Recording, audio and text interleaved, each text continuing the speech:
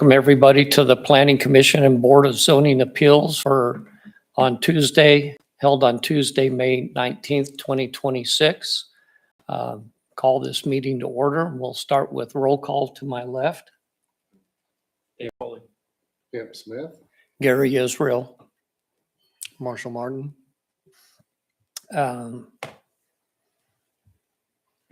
Next item would be minutes from our previous meeting, which was held on the 21st of April, 2026.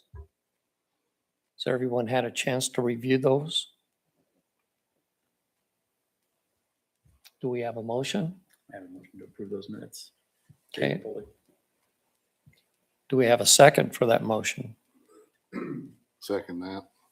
Okay, all those in favor say yes. Yes. Yes. Any opposed say no. Motion passes. Let's go to communications. Do we have anything from committee and staff? Just want to offer a reminder to the planning commissioners that next week is our UDM review session. That is next Thursday, the 28th. You all should have a invite in your email already, but reach out if you have any questions about that. And item 4.2, potential residential development report. Nothing additional to add. I guess I'll just say that it looks like residential development has kind of been on the upswing the last couple of months. We have been very busy. Okay, thank you. Well, we'd like to welcome everyone and lay out a few ground rules which will apply to each public hearing held tonight. It is important that you present any facts or views you have as evidence so that an informed recommendation can be made by the Planning Commission to the governing body for their final decision. For those cases which advance to the governing body under state statute, the governing body does not have to hold additional public hearings on these matters, although they may listen to whomever they wish. You will be asked if there is any new information which was not heard at these hearings. It is to everyone's advantage if you present all the necessary information at these hearings. For each case, after the city's zoning administrator provides the commission with background information, I will call upon the applicant. Public comments will be heard following the applicant.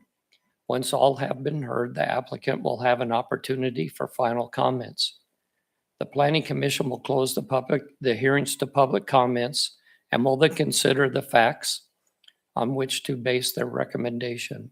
During this time, the commission may direct questions to the applicant, the public,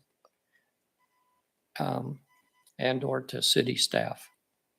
You should be aware that the Planning Commission can recommend that the site be platted or replatted if necessary, and that a site plan may be required for approval. You should be aware that any use is permitted outright in a district by the regulations can receive a zoning permit. Furthermore, if the applicant chooses to describe various features of their development plans, the city can only enforce those provisions which are covered in zoning and other city codes. Anyone wishing to speak may be recognized by the chairperson and give their name and address. Please use the podium and speak clearly so that your comments can be recorded for inclusion in our minutes. Official notices for these hearings were published on the City of Andover municipal website on April 25th, 2026, and notices were mailed to the applicant and all real property owners of record in the areas of notification on April 24th, 2026. The record shows that at least 20 days have elapsed between the publication and the mailing dates and the hearing date.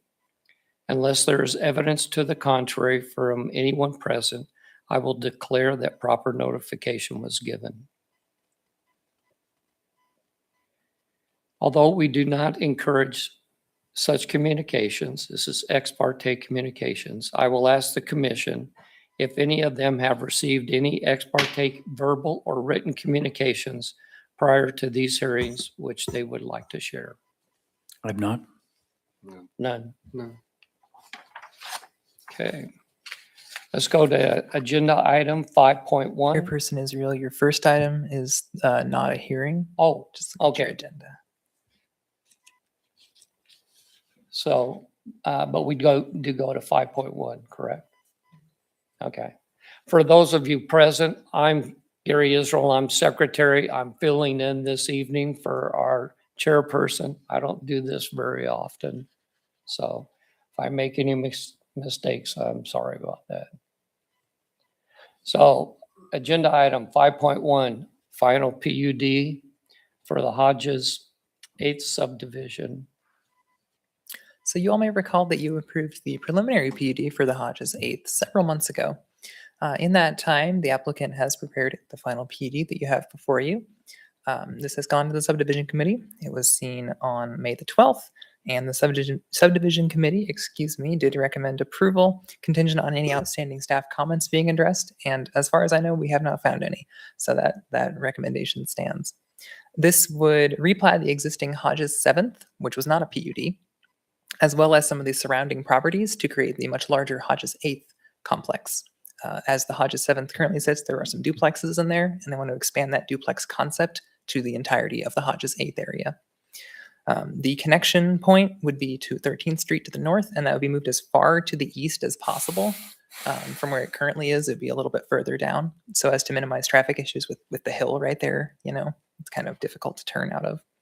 This area is designated with the mixed residential neighborhood place type, which encourages development of slightly higher density residential. Duplexes are a perfect example of that use. So we are very much in support of this proposal.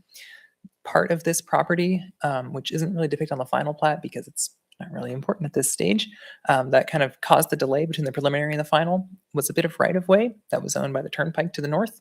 That deal is now in motion, so we have some preliminary documents saying that the turnpike is in favor of turning that bit of land over to the property developer here so that they can continue.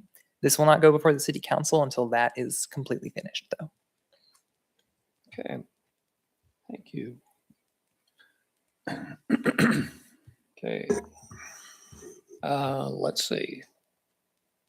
And we do have an applicant in Yep. attendance. Is the applicant here this evening? Phil, do you want to? Good evening, Phil Meyer with Boffman Company, agent for the applicant. I can do this simple way of, I'm going to say, if you got any questions, I'll be glad to answer them. If you'd like me to do a brief description of what we're doing, I'll be glad to do that. I think we handled that at the preliminary plat, but I can bring you up to date on the project, and we have worked something out with KDA to get that chunk of right away, and that's been approved by their board, so that's good to move forward. Okay, yeah, if you want to give us a brief description. I know I've been through it, being on the subdivision committee, but Yeah, so we're looking at doing this in multiple phases of two-family housing. There will be the same housing that you find out there that's in the 7th edition today. That looks good right there. And when I say it's going to be in phases, we platted this in lots. So the phase on the very south end, the longest row of two-family houses would be one phase. The centerpiece would be a phase. The piece in the northwest corner would be its own phase, which is the bottom left, the way you're looking at it there.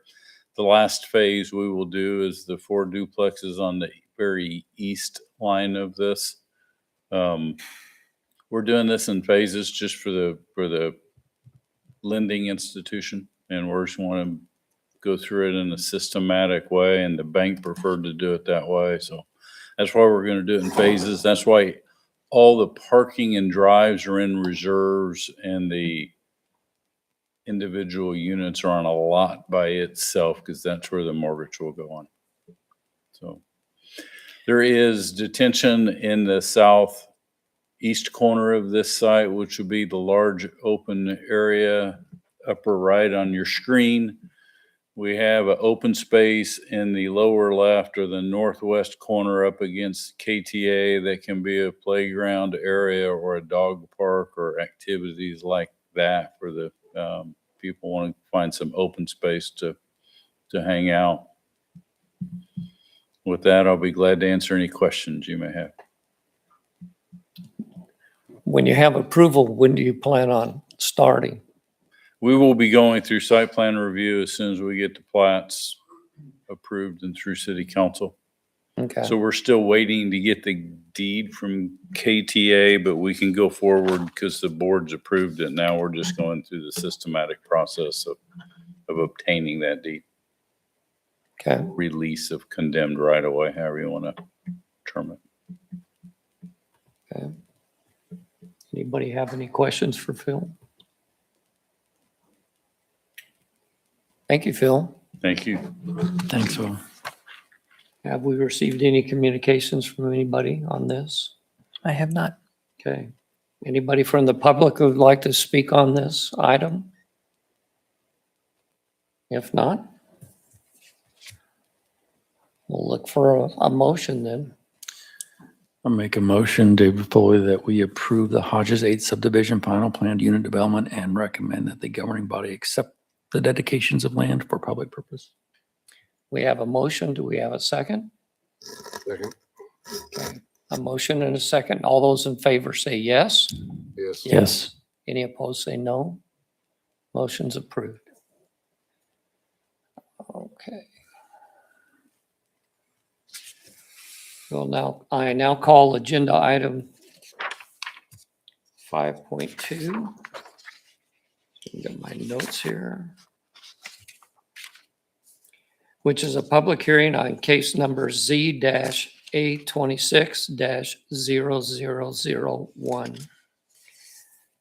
Before we proceed with the hearing, I'll ask the commission members if any of them intend to disqualify themselves from participating in this case because they or a relative own property in the area of notification or have conflicts of interest. No. No. Okay, I now call on the city's zoning administrator to provide us with a report on this case. In this case, we have an application for a change of zoning district classification on about a 0.4 acre parcel, which currently carries the SF2 single-family residential medium density district zoning. The property owner has applied to rezone that to the B3 retail and service business district zone to redevelop it. Currently, the parcel is vacant. There was a house on it in the past, but it has been demolished. I think it might have had a fire, but that was well before my time. And it has been vacant since before the current owner obtained the property, which that was in 2015. The applicant intends to replat that along with some of the surrounding properties, assuming this is approved, in order to provide for an expansion of the Andover auto body business to the north, which it would share the B3 zoning with, unify that zoning throughout. The little kind of triangle that's directly to the north as well along Cloud there would also be a part of that and would be developed as well. It's also currently vacant.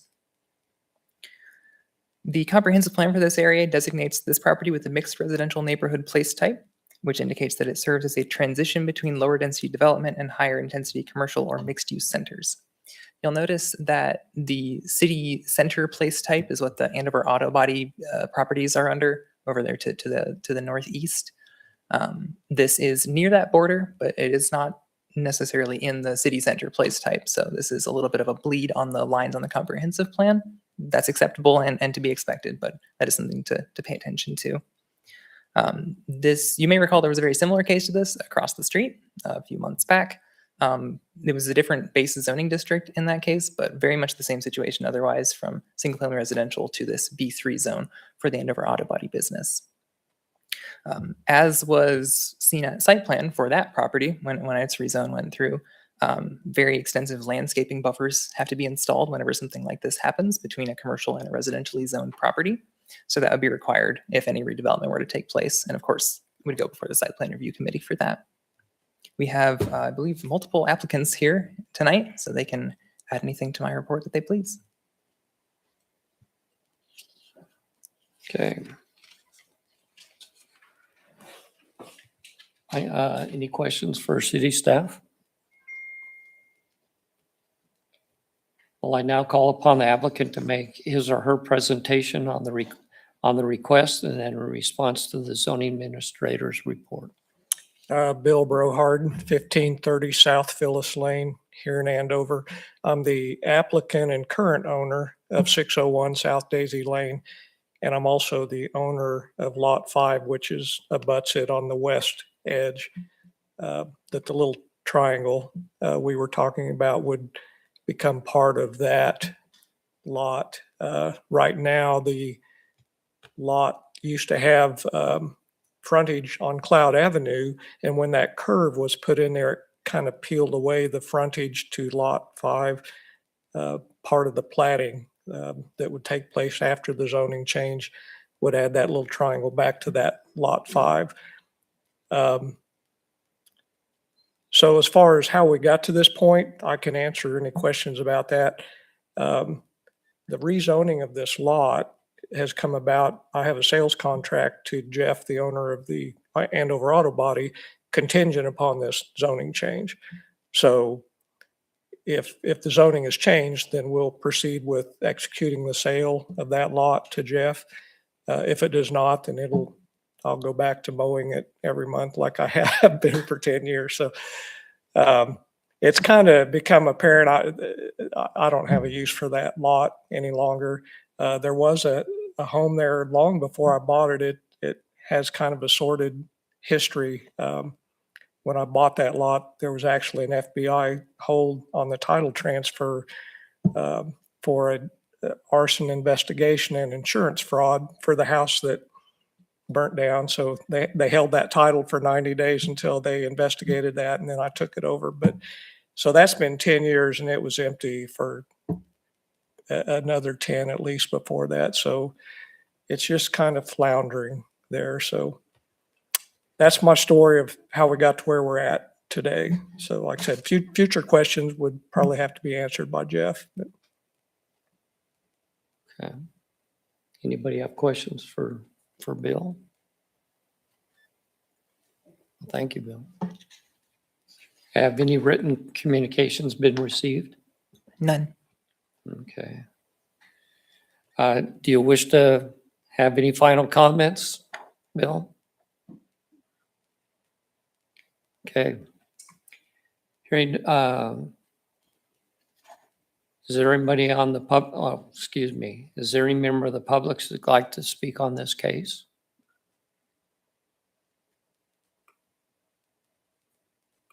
Okay, hearing no, oh, okay. All right. If you come up to the podium, please, state your name and address.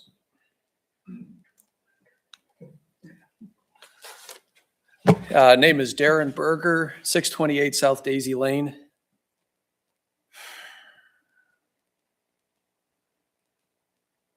And what would you like to, Yeah, so we've spoken before about the parcel there at 602 Daisy.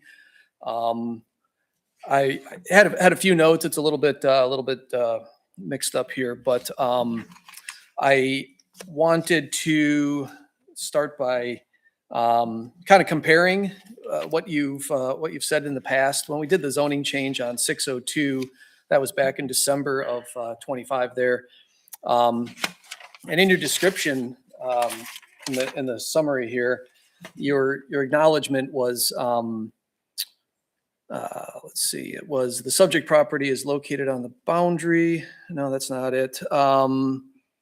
Oh, here we go. While an auto body shop may be a more intensive use than would normally be found in a mixed residential neighborhood. That was the comment that was in the summary in December. In May, this last one, that phrase didn't make it in there. Still talking about comprehensive plan designating this property with mixed residential neighborhood place type, which indicates it's supposed to be a transition between lower density development, higher intensity commercial or mixed use centers. And I think one of my concerns is that we're kind of getting away from mixed use, and this is sort of turning into the Andover South Industrial Park. Based on the size of the buildings and the use of it, it's really, when somebody says, mixed use, I mean, auto body shop, especially a huge one, it's not really the first thing that's going to pop into your mind, is it? And so I don't really see, I mean, I understand the being on the border, and I also oppose that idea because the border has, we're just shifting the border as we go here, and it's just lot by lot as you've moved to the south. Zips where Zips Car Wash is, that was residential. Then the lot to the south of it was residential. Now it's back to commercial, I guess. And then, 602 Andover and 601, now you're looking to change 601. So it's just kind of, piece by piece in expanding. I understand that you want to move this towards your, encourage commercial development, and your city center place type, which is, you don't have the map up there now, the map where it shows the colors. Yeah, there. So in your note here from, I guess from today's meeting, it, subject properties at the border between this place type and properties with a city center place type. And I don't really see where the auto body shop or a parking lot, storage for the auto body shop, really fits into a city center place type or mixed residential. I mean, would you argue that it is one of those two types?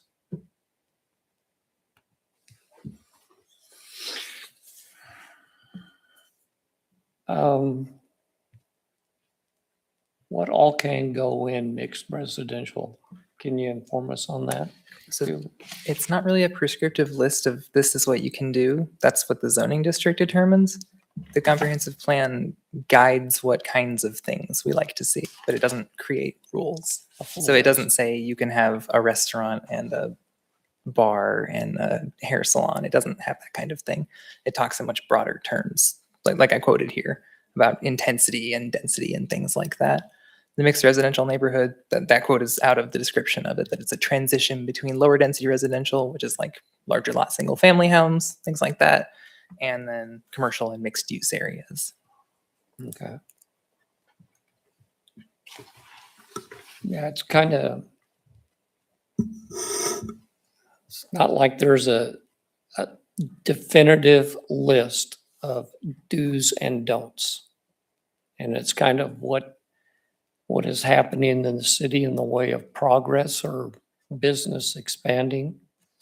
That's a difficult one to address, Darren.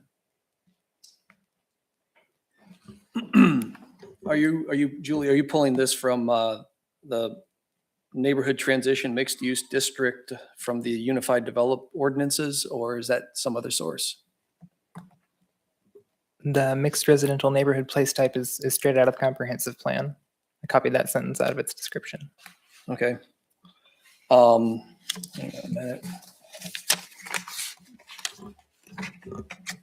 And just for consideration, the city center place type, which was also mentioned, that description is to be designated along key corridors, seeking to leverage transportation infrastructure and economic development potential. When the comprehensive plan was developed, it identified that area as the city center where the auto body currently sits. So that would mean that it fits within that place type currently. Thank you. Yeah, there's a list, right? So in the comprehensive plan, it's kind of interesting under the city center, right? That's what you're looking at, pretty much. I was asked about the mixed residential by the chairperson. but- Right. Okay. So I've got that also here. She was just talking about the city center place type. And I mean, I think anybody, if they close their eyes and you're like, what do you picture as a city center? You've got a road and you've got maybe some stores with some apartments above and coffee shops where people might want to go and spend a Saturday or something like that. The typical land uses and amenities, open space, conservation, hotels, lodging, when we do have the hotel down the street from it, primary education, office park, business park. And then it says light industrial, and in parentheses, and this is the city center, only through special use consideration or approval. It's the only one that says through special use consideration approval, kind of, pointing out that this light industrial doesn't really mesh with the idea of a city center.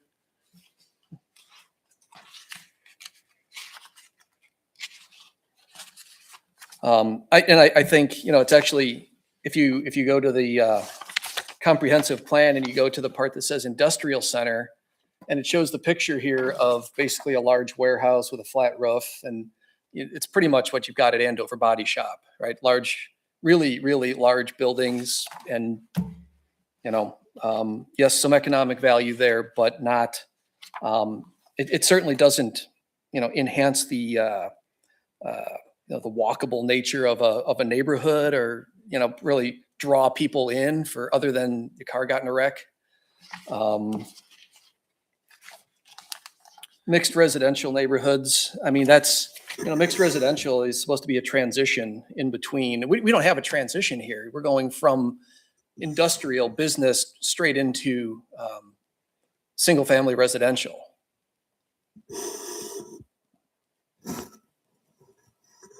What is your address again? I'm sorry. 628 South Daisy.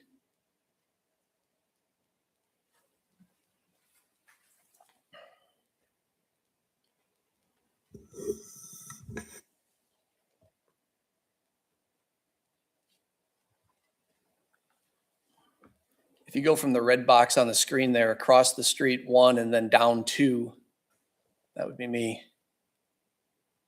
Across the street, down 1. Sorry, across the street and down 2, you said? From the red box. Yeah. Start at the red box. Yeah, the pointer's on it. That's it. Which, okay, that one right there. Yeah. Okay. So has the current situation affected you? I mean, I understand where you're headed with that, but it's a busy place. Do you hear, how has it affected you personally? I mean, leaving there, do you hear extra traffic? Do you hear, power tools going, or air? Yeah, so yeah, I mean, it's during the daytime, there's power tools, and at nighttime, there's bright lights. There's also, as I mentioned a little bit ago, there's just the step-by-step encroachment that's moving south, and an apparent lack of an overall plan with the city, because we've supposed to have a comprehensive plan that says, here's what the zoning is, and this is what the zoning allows. And then, by magic, it all just changes because, well, the lot to the north of it changed. So now that enables us to move the next one and the next and the next. And I've made this comment before. I was like, well, where does this end? What is the plan? And nobody can tell me what the plan is. The mayor couldn't tell me what the plan was at the council meeting in January. So, and that's kind of what I'm after here. What's the plan? Is it just, how big is Andover Body going to get, Jeff? I mean, are we going to take over the whole block?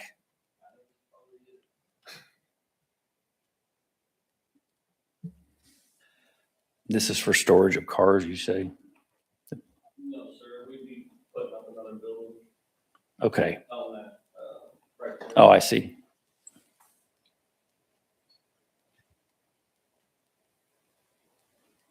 .601 is the building and 602 is the parking? Or is it the other way Yes, sir. around? So if you can see where the building is, the 200 by 80, Right. that's that lot, is 602 that I currently own. And 601 would be across the street. Oh, yeah. I just had it backwards, but yeah. Yes, sir.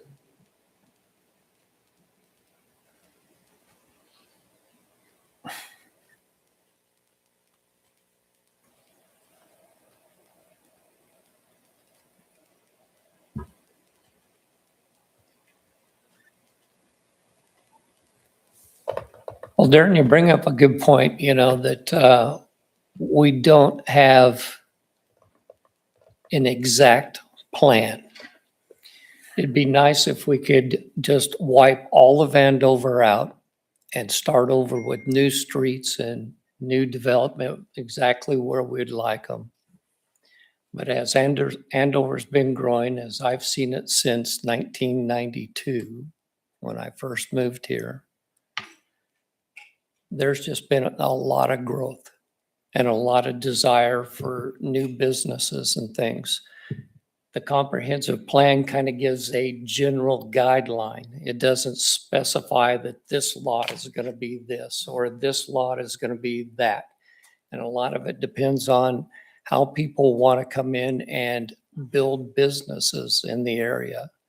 And seeing that there's an individual who has a lot that would like to sell it instead of mowing it. And it gives somebody an opportunity to expand their business. I think that kind of fits in with the comprehensive plan that Andover is going to change over time. We can't say exactly what's going to happen to each and every lot in town. And that's why it's kind of stepping along, case by case. I think that's the best explanation I can give to it and how I understand it.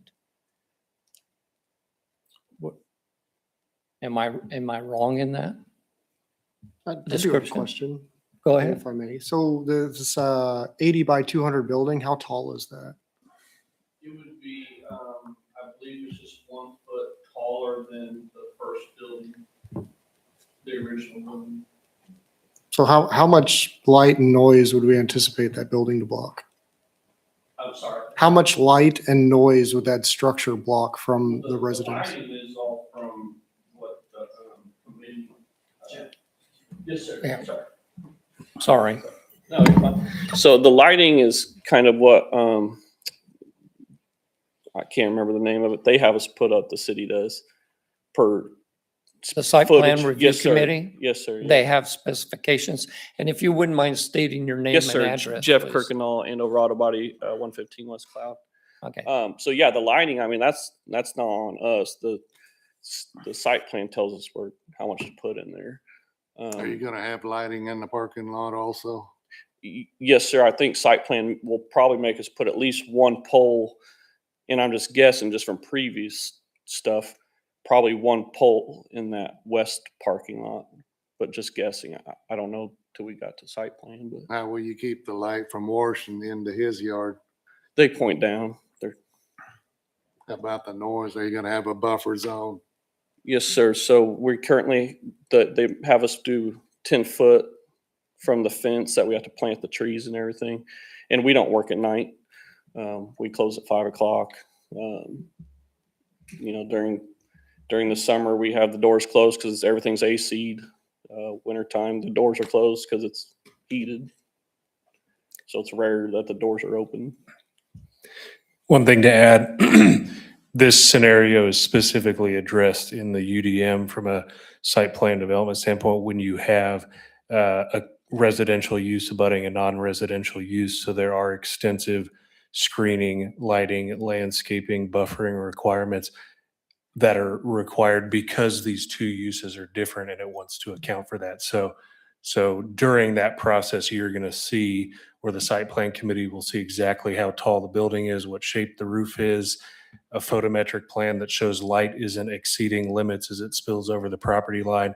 That's all flushed out through that site plan process. So there's, if this zoning goes through, there's still several more processes to go before anything's built on that property. Okay, and along that line, let's say it is approved and it goes through and light is still bleeding over. What recourse does Darren have to have that changed? Well, if they're in violation of their approved site plan, then that becomes my problem. That would be a violation of the regulations of the code. So we would make them fix it or take care of it some other way. Okay. So there are recourses for you, Darren, if the things are bothering you in the future, if this does get approved.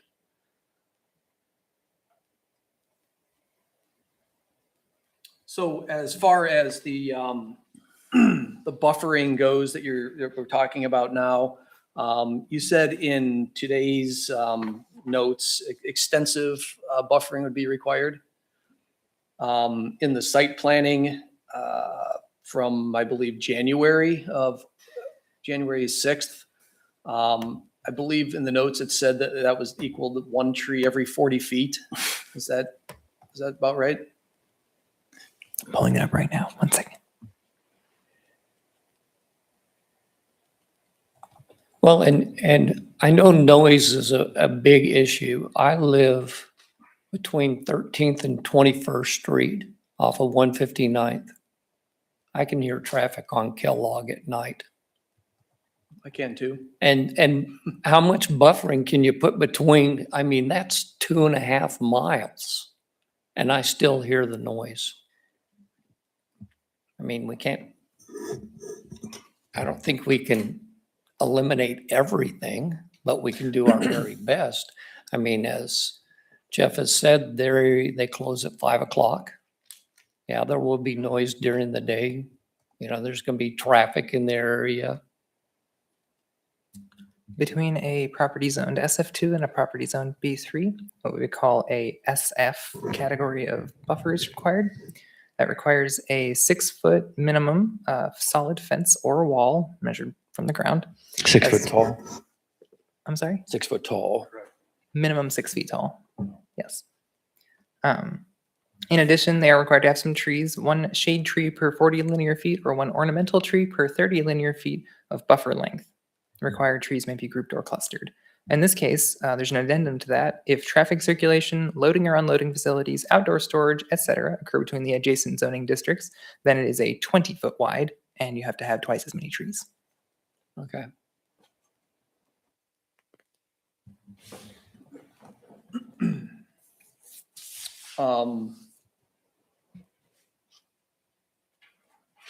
Yeah, I'm trying to figure out a picture there. That just car stalls that are along the south edge? Just Yes, sir. In the far left lower corner. Yeah.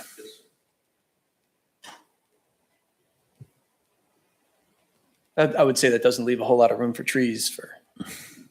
We have to, like on the last one, we'll have to put a 10-foot buffer. So where the fence is there, right above that number 7, there'll be a 10-foot buffer. Well, they were a 10-foot buffer, then we'll put trees, and then the parking lot or the slots will be north of those trees.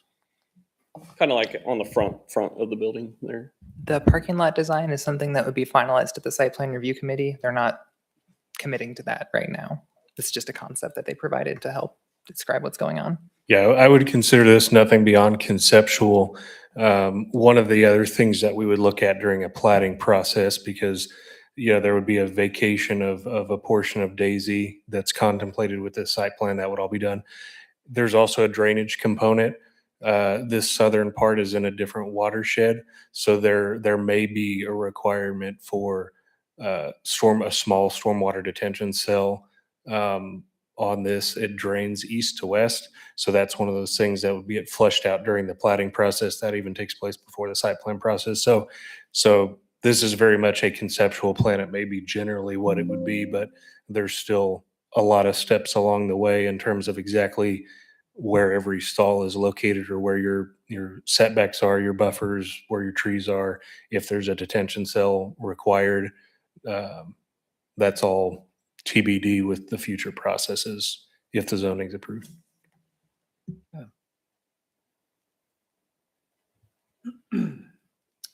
In the notes from the January 6th site plan review committee minutes,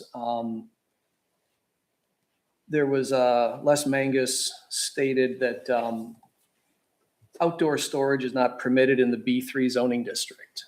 But this is basically, you're asking basically for outdoor storage and parking. So all that parking is for just during the day. At night, we pull all cars into the buildings, so there's no storage. Those are just cars in line to go next into the building. So Jeff, that's just daytime parking. Yes, sir. Yeah, we just recently put up 4 or 6, I can't remember, awnings in between the 2 main buildings. And that's for, all these cars are out during the day, and we literally cram the shop full of cars every night, so nothing happens to them. We also have, so starting at like 5:30 till 5:30 in the morning, an alarm company sits there, watches our cameras to make sure nobody's coming in or out or any of that stuff. So every car gets pulled in. I'm not gonna say 1 or 2 that doesn't start, doesn't get left out, but Okay. Nothing we can really control. Okay.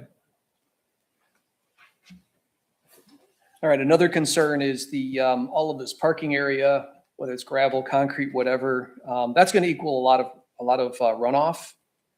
You know, if you had a, you know, this is 0.42 acres plus or minus. We had a rain like we had last night. I think it got like inch and a half, something like that. And that equals somewhere between 11,000 and 17,000 gallons of water that's, you know, now running off of that. Okay, well, as Kevin has mentioned, if this does get approved, it will have to have a drainage study done.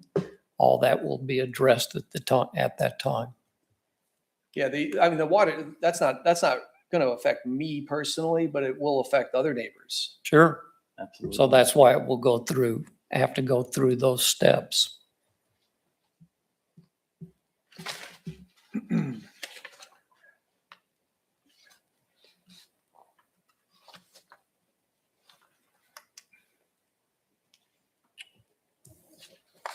Well, anyway, all right. Okay, I don't know if anybody else has anything to say, but. okay. Any other members? If you want to come to the podium, state your name and address, please. And if you could bring any new facts. Yes, Carly Wolf, 640 South Daisy Lane. Honestly, I just have a couple of questions. The first one is, I was reading the document and everything I was reading was saying that it was going to be a parking lot. And now I'm hearing that it's going to be a new building. I just want to make sure, because everything I'm reading in here is saying, at least the document that I saw online that I was provided in advance. So I just want to make sure I'm understanding what the request is. So that one's going to be a building, not a parking lot. You can see on the map there, this property we're talking about is the one on the lower left, Mhm. which is all just parking. Okay, so the one we're talking about today for the zoning change, Yes. that's going to be parking. Correct. Okay. So I just wanted to make sure of that. And then it was referenced that the dead end stop of Daisy Lane is now going to go through. So that's no longer going to be a dead end. Is that part of what's being considered here?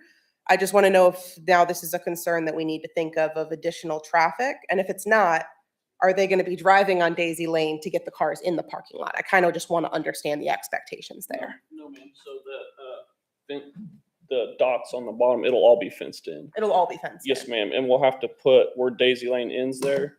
We'll have to put in the fire gates for in case there was a fire or something. The fire department has more access. So Daisy Lane will remain dead end that way and you'll have to come in the other direction? Yeah, there's no entrance anywhere on the south line, west line. It's just on the north line and Okay. east line. Okay, I think when you were talking, you were mentioning that it used to go through, but when that triangle was added, then it became a dead end. That's And we correct. thought that would have to go through now, and I wanted to make sure I was understanding the expectation of our roads. Yeah, Daisy Lane will actually be getting slightly shorter. Okay. As contemplated on this. That's again, another process during that plating where there would actually be a little bit vacated. Perfect. That would no longer be a public street or public right of way. Cool. Just want to make sure I was understanding that. And then the next thing, so when we were at the planning meeting, I think it was December for across the street being changed, it was discussed that we could have it approval if you guys decide to approve, but with a note that we have to make sure that a large group of the community is included in the discussions for like the buffers and those sorts of things. So I would just like to add that I would like for the possibility of that to be included in the notes as well if you guys do decide to approve. Because as he was saying, I think when they were demolishing the house from across the road, some of the buffer that was already there was taken away. And I know you're planning to build some, right? But I want to make sure we're not moving forward with the construction without building back some of that buffer, because those lights, even though you turn off some of the lights are still on at night. In my backyard, there is a light directly between the trees, just shining directly into my backyard if I'm sitting in my backyard. So I want to make sure we're not moving forward with some of this before putting back some of these buffers for our community. Because even though we're pretty close to Kellogg, there were a lot of trees, and it was surprising how much our neighborhood felt like we weren't in the middle of the city. And so I just want to make sure we're keeping those things there. So if that note can be added and making sure that our neighborhood is included in the conversation, that's something that I would like to ask for. Mr. Chairperson, this was brought up at that meeting in December, and the Planning Commission elected to direct staff to notify all of the residents whenever that went to the Site Plan Review Committee. So you could do the same thing, and we would send the letters just like we did for the zoning case for the Site Plan Review Committee meeting, so they would know when and where. Okay. I just would ask, I think if there was only like the houses that were like connected, so if there's any way to extend it a little bit further, just because now I am noticing that the lights are coming a little bit further, like we said, with those giant gaps between the trees and with all of this stuff being built, just making sure we're included, because yes, you guys are doing a great job with the construction during, the day, and it doesn't go afterwards, but there is a lot of construction trucks on our road that weren't there before. And it is a gravel road, right? That's starting to run it out, and we want to make sure we're taking care of our neighborhood. Okay. Yep, we can notify whoever you would like us to. What was that, Julie? We can notify whoever you would like us to if you choose to take that action. Okay. We have a legally mandated area of notification for cases like this, but if it's an extraneous notification, I guess, that's up to you. Okay. And that's it for me. Okay, thank you. Are there anybody else from the public want to make any comments? Any final comments, Bill? I don't want to ruin anything that's happened up to this point. Okay. Well, hearing no further public comments, I hereby close the public portion of the hearing. There will be no further public comments unless the commission wishes to ask questions to clarify information. The Planning Commission will now deliberate the request. There are 14 factors which the commission must consider in order to make findings and ultimately a recommendation. I got this. Thank you, Dave. Staff items. Do adequate sewage disposal and water supply and all other necessary public facilities, including street access, exist, or can they be provided to serve the uses that would be permitted on the subject property in the change in zoning, if the change in zoning were approved? Staff states, the subject property has ready access to existing nearby Wichita water and Andover sewer lines, and it can access the street system via South Daisy Lane.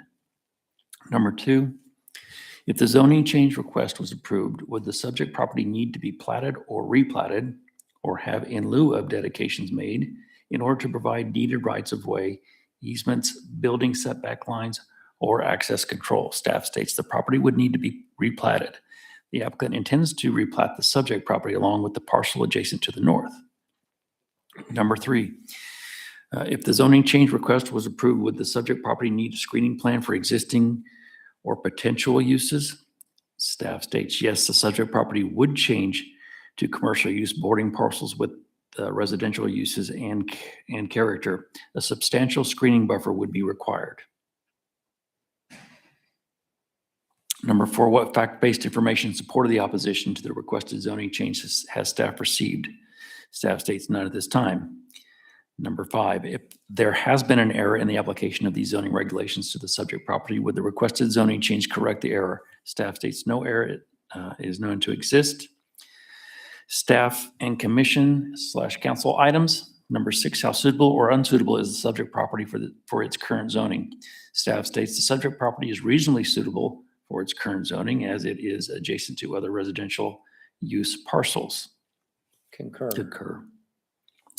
Is the length of time the subject property has been vacant or undeveloped under its current zoning a factor in the zoning change request? Staff states, yes, the property has been undeveloped for over 10 years since the applicant acquired it after the demolition of a dwelling. Concur. Number 8, how reasonably well suited will the requested zoning change of the subject property be with the current zoning or nearby property? Staff states, nearby properties range from low and medium density residential uses to the south and west to medium density commercial uses to the north and east. The proposed zoning would align with those existing commercial business parcels to the north and east, but would be more at odds with the existing residential parcels to the south and west. Concur. Has the zoning change been requested because conditions in the area of the subject property have changed or are changing? If so, what is the nature and significance of these conditions? Staff states, Yes, the Andover Auto Body business to the north continues to expand and the property owner wishes to convert the subject property from a vacant lot to a parking area for the business. Actually, it's a building. Is it parking? It is parking, sorry. The property across from the subject property on Daisy Lane was recognized to the same B3 district in 2025 for similar purposes. Concur. Concur. Number 10, what are the current land uses, character, condition, and subject property in the surrounding neighborhood? Staff, nearby properties range from low, medium density residential uses to the south and west to the medium density commercial uses to the north and east. Daisy Lane serves as a primary residential area, though it is surrounded by commercial uses to the north and the east, being close to the South Andover Road corridor. Concur. Concur. Would the proposed zoning change the subject property would the proposed zoning change of the subject property allow land uses which might have detrimental effects on nearby properties, and if so, how? Yes, a change to a commercial zone, especially if a change to a commercial zone, especially if development takes place on the now vacant lot, would bring with it a potential increase in noise, light pollution, and traffic for the area. These detriments can be mitigated with a robust screening buffers to the southwest and west of the subject property. Concur. Number 12, how would the requested zoning change confirm with the city's comprehensive plan and other adopted master plans and policies? Staff states the comprehensive plan designates the subject property with the mixed residential neighborhood, a place type it shares with adjacent parcels and the parcel across Daisy Lane to the east, while some nearby parcels designated with this place type about property of others. More commercially focused place types. The subject property is located at a transitional point between a business zone commercial parcel to the north and residentially zoned parcels to the south. It is not uncommon to see this type of bleed at the edges of an area designated with a particular place type. Staff anticipate that over time, the area around the subject property will shift more toward commercial uses as the Andover Road corridor continues to develop. Concur. 13, do any professional persons knowledgeable on conditions that affect this zoning change request have information or recommendations to provide, which would be helpful in this evaluation? Staff states, staff support the proposed change in zoning district classification. Number 14, concur on that last one. 14, how would the potential loss in value or hardship imposed on the applicant compared to the relative gain to the public health, safety, and welfare if there is a change from the current zone to the requested zone? Staff states, if the zone were not changed, the subject property as well as the parcel adjacent to the north would likely continue to be undeveloped. Detrimental effects of future development to public health, safety, and welfare are expected to be minimal and can be mitigated by way of required screening buffers abutting the residential use properties nearby. Concur.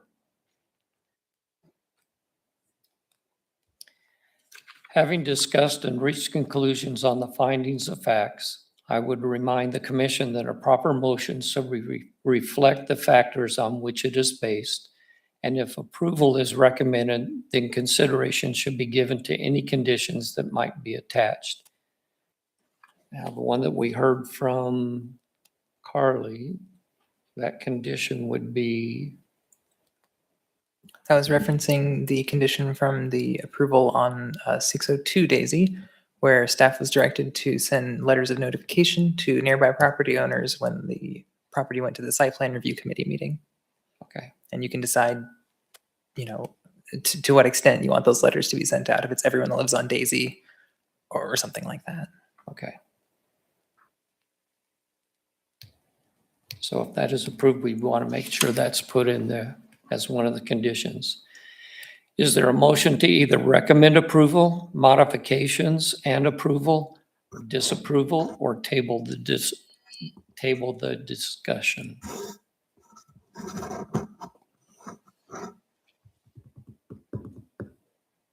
I'll go ahead and make a motion then. I'll second. Well, I'll read it first. Having considered the evidence at the hearing and the factors to evaluate the application, I, Gary Israel, move that we recommend to the governing body the case number Z-A26-001 be approved based on the findings of the Planning Commission on findings 9, 10, and 12, and that the public be notified of when the site planning committee will be meeting on this agenda item.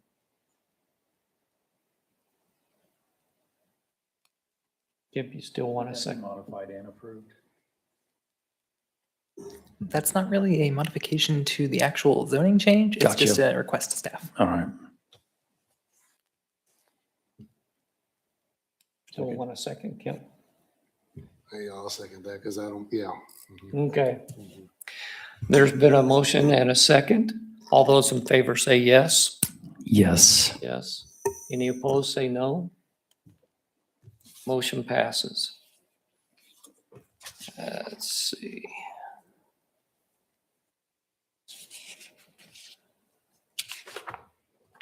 Okay, I guess that's the piece there. This case will be forwarded to the governing body with the Planning Commission's recommendation and a written summary of the hearings for consideration at the regular meeting of June 9th, 2026. The recording of this hearing will be retained for at least 60 days after the final determination is completed on this case. Protest petitions against this case, but not directed at the commission's recommendations as such, may be received by the city clerk for 14 days after tonight, June 2nd, 2026 at 4:30 p.m. If there are properly signed protest petitions with accurate legal descriptions from the owners of records of 20% or more of the total real property owners within the official areas of notification, both inside and outside of the city and not counting public street right-of-ways or specific statutory excluded property, then such a change shall not be passed except by a three-fourths vote of all members of the city council. Okay, I usually do this. I'll make a motion to recess the planning commission and convene the Board of Zoning Appeals. Do we have a second? I'll second that. Okay, we have a motion and a second. All those in favor say yes. Yeah. Yes. Yes. Any opposed, say no. Okay, we'll now recess the planning commission and review item 5.3, conditional use of 601 South Andover Road, BZA-CU 26-0002.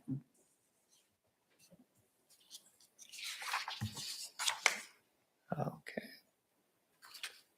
Did I get to that one?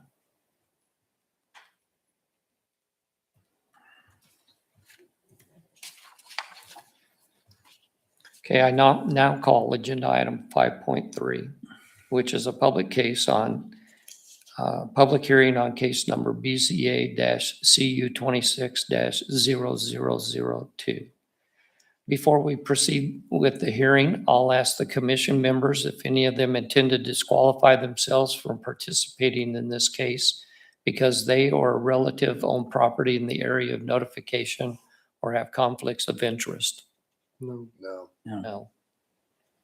I now call on the city zoning administrator to provide us with a report on this case. This case is a little bit of a reversal from the one that we just saw. So this property is not far from the one that we were just talking about over along Andover Road. It's about 0.88 acres, and it is just to the south of the Andover Auto Body and the car wash there.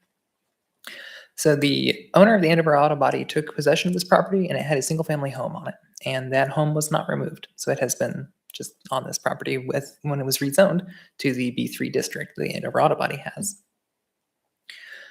So in the B3 zone, usually we don't see single-family homes, but it is allowed as a conditional use under the B3 zone if it is considered to be accessory to the business. In this case, the intention is for it to be used as a dwelling, but also be accessory to the Go Green Pest Control business, which is a mobile pest control business. They wouldn't be using this to like store materials or anything like that. It's all in the company van basically, but they need a physical address. And so they could have like a receptionist kind of office work out of this house while keeping it with the business zoning. From our understanding, the intention is not to redevelop this if the conditional use goes through, because they would just be keeping the house the way it is and the property wouldn't have to change at all. It's still residential in character, even though it's been rezoned to commercial. So there wouldn't be any customers coming to visit here. It's not that kind of business. So, like I said, the home is existing. It already has utilities, all that kind of thing. It was being used as a dwelling previously. Staff have worked with the applicant and the tenant considerably to come to this solution. We've kind of gone back and forth on what the best way is to handle this property. And I think that this is the best way that we can keep it the way that it is without changing the character too much while still allowing that business to have a physical address. Okay, thank you. Any questions for staff? Okay, I now call upon the applicant to make their presentation on the request and any response to the zoning administrator's report. Is the applicant present?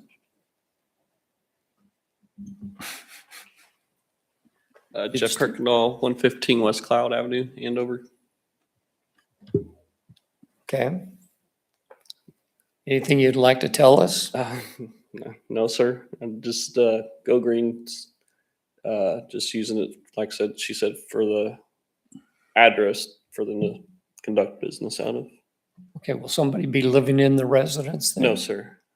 Not to my knowledge. Okay. Are you renting that place to somebody? Yes, sir. The Go Green Pest Control.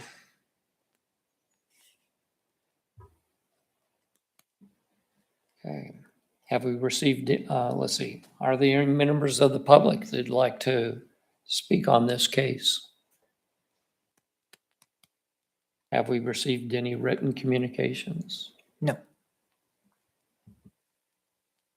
Does the applicant have any further comments? No, sir. Okay. Hearing no further public comments, I hereby close the public portion of the hearing. There will be no further public comments unless the board wishes to ask questions to clarify information. The board will now deliberate the request to determine whether the evidence presented supports the conclusions of the required facts of findings of fact. The board will now consider the criteria provided for evaluation. I'll do this one again. Thank you, Dave. Does the evidence support the conclusion that the proposed conditional use complies with all applicable regulations, including lot size requirements, bulk regulations, use limitations, and performance standards, unless a concurrent application is in process for a variance? Staff states the proposed conditional use complies with all applicable regulations. The dwelling which is proposed is in fact existing on the site. Do we respond to that? Let's see. If it has a like planning commission box, you do, but there are some just staff answer items. So if it's just- BZA BZA would be you in this case, yeah. Yeah, we're, concur. so do we concur? Yeah. It's our first day.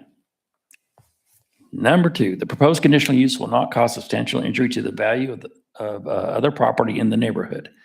Staff states no such detrimental effects are anticipated. The proposed dwelling already exists on the subject property. Concur. Number 3, the location and size of the conditional use, the nature and intensity of the operation involved in or conducted in connection with it, and the location of the site, with respect to the streets giving access to it, are such that the conditional use will not dominate the immediate neighborhood so as to prevent development and use of neighborhood property in accordance with the applicable zoning district regulations. In determining whether the conditional use will so dominate the immediate neighborhood, consideration shall be given to A, the location, nature, size, and height of the building structures, walls, and fences on the site, and B, the nature and extent of landscaping and screening on the site. Staff states the proposed conditional use would not dominate the neighborhood given that it is already in place without conflicts with nearby properties. Concur. Concur. Number 4, off-street parking in local areas will be provided in accordance with the standards set forth in Article 5 of these regulations. Such areas will be screened from adjoining residential uses and located so as to protect such residential uses from injurious effects. Staff states no such parking or loading areas would be installed on the property. Concur. Number 5, adequate utility, drainage, and other such necessary facilities have been installed or will be provided by plating, dedications, and/or guarantees. Staff states the property is currently served by the Andover Sewer and Wichita Water. No change in utility service is expected. Concur. Number 6, adequate access roads, entrance and exit drives, and/or access control is available or will be provided by plating, dedications, and/or guarantees, and shall be so designed to prevent traffic hazards and to minimize traffic congestion in public streets and roads. Staff states the existing driveway would be retained. No additional access is planned, nor is it necessary. Ooh, concur. Okay, is there a motion to either approve, modify, and approve, disapprove, or to table the discussion? Make a motion to approve. I'll second. Why don't you What do I read that gotta right read? there? Yeah, just. I gotta read all that. Yeah. Having considered the evidence at the hearing and determined that the findings of fact have been found to exist that support all 6 conditions set out in subsection 11-107C of the zoning regulations, I, Kemp Smith, move that the chairperson be authorized to sign a resolution granting conditional use for case BZA CU 26-0002 as requested, and that the following conditions be attached with approval. Second, No. motion seconded by.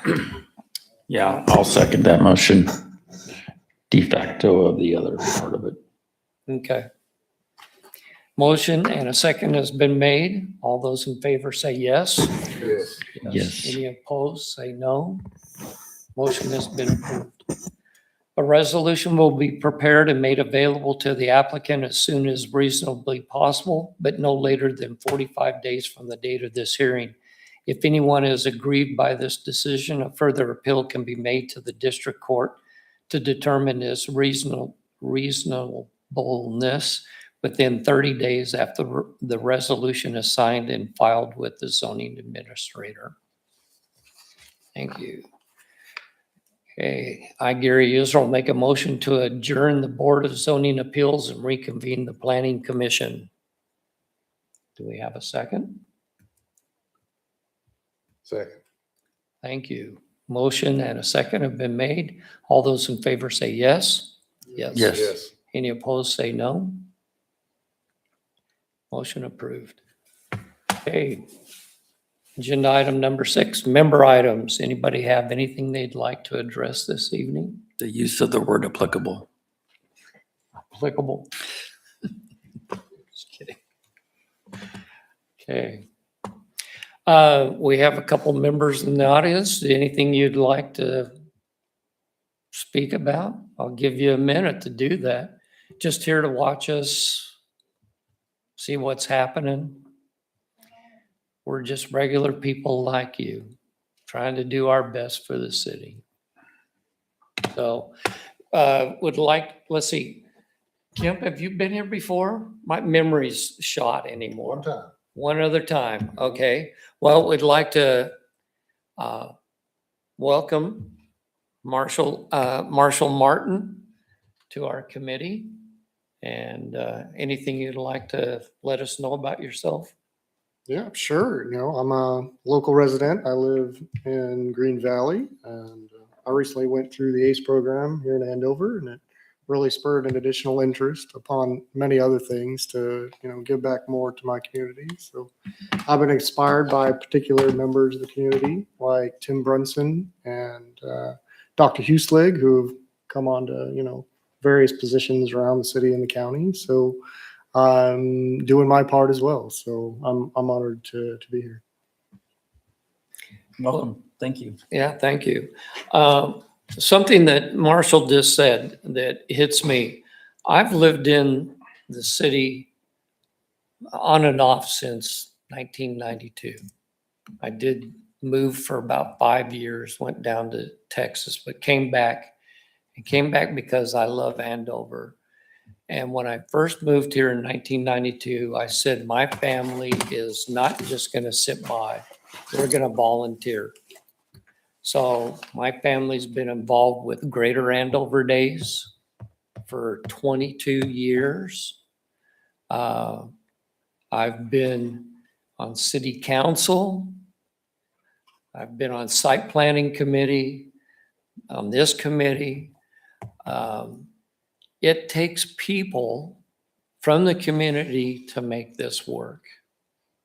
You know, I don't do it because I like hearing myself talk. I have a horrible voice and, you know, but it does. It takes people volunteering wherever you can to make things happen with the city. So I appreciate you having been on that other committee. I appreciate everything that staff does. We have a wonderful staff who is really concerned about the growth of Andover, that we're trying to meet as many needs as possible. You can't solve every problem. I wish I could put out the light from my neighbor's back porch because it shines right into my master bedroom or primary bedroom, whatever it is. We closed the blinds, we planted a tree to try to block it.